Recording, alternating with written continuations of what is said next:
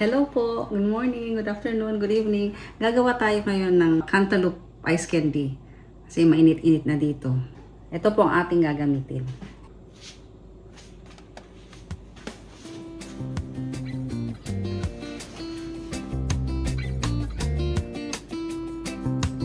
Unang gawin natin, kunin natin ang ating melon, cantaloupe, at ating hugasan.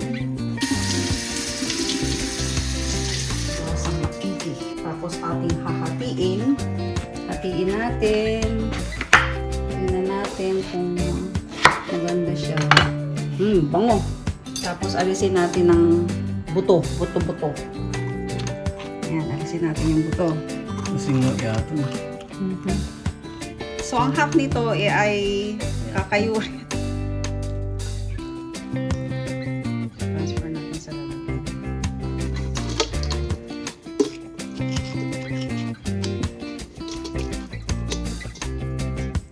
Yan, kayod lang ng kayod.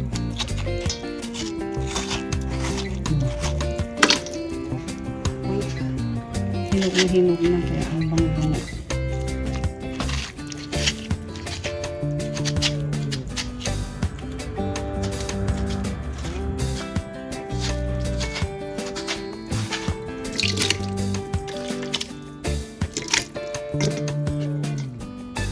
Clean up. Malinis. Itong kalahati, babalatan natin at ating i-blender.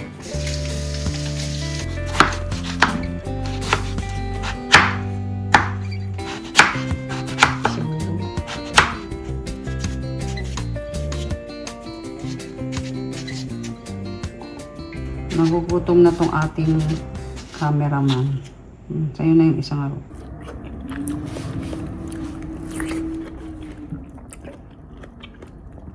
Tamis.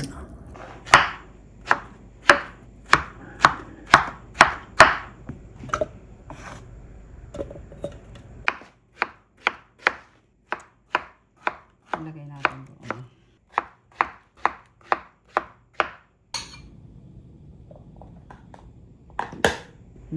Lagyan natin ng konting tubig para ma-blend siya.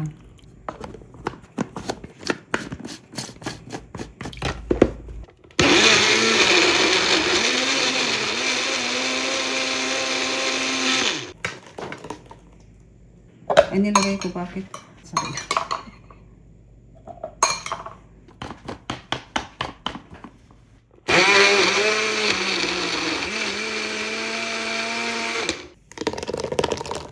Oh. Ano yan? Buksan natin ang condensed milk.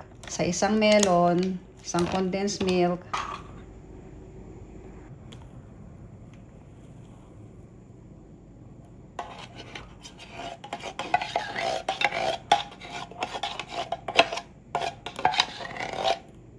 Buksan din natin ang ating evaporated milk.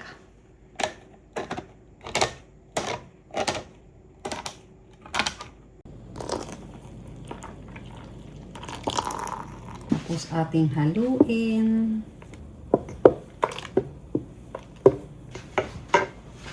At gagamitin natin ang gagamitin natin ang White Horse plastic bags. Gagamit tayo nito. Embudo.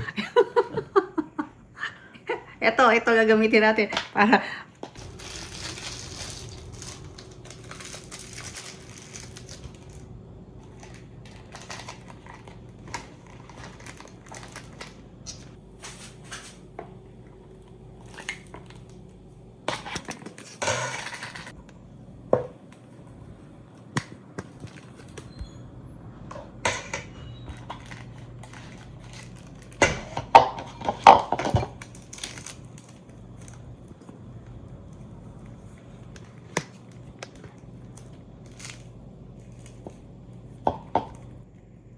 aha! One down.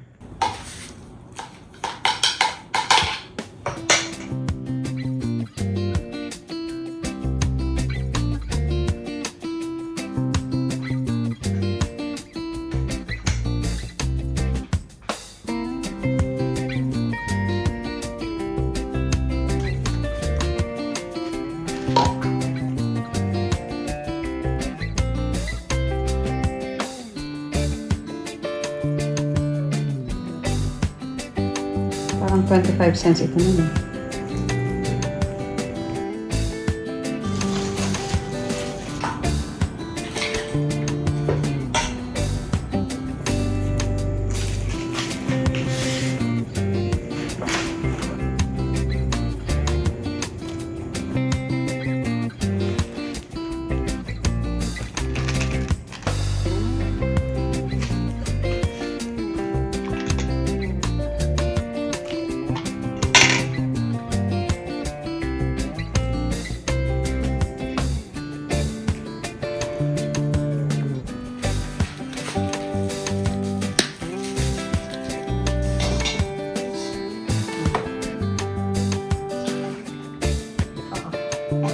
Half.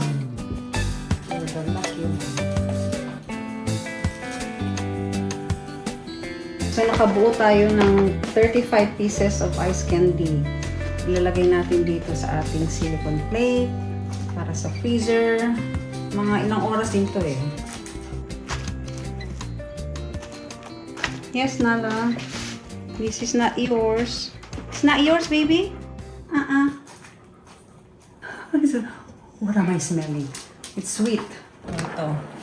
Nag-empty na ako para mailagay natin to. Ay. Come on. Ito. Ayan.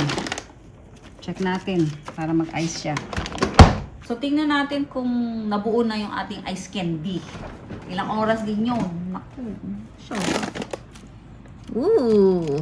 may malalambot pa pero may matigas na. Kuha tayo ng matigas. Ito. Matigas na yung matigas. Hindi pa lahat matigas. Gusto ko malambot lang. Ito malambot. Malambot-lambot. Testing.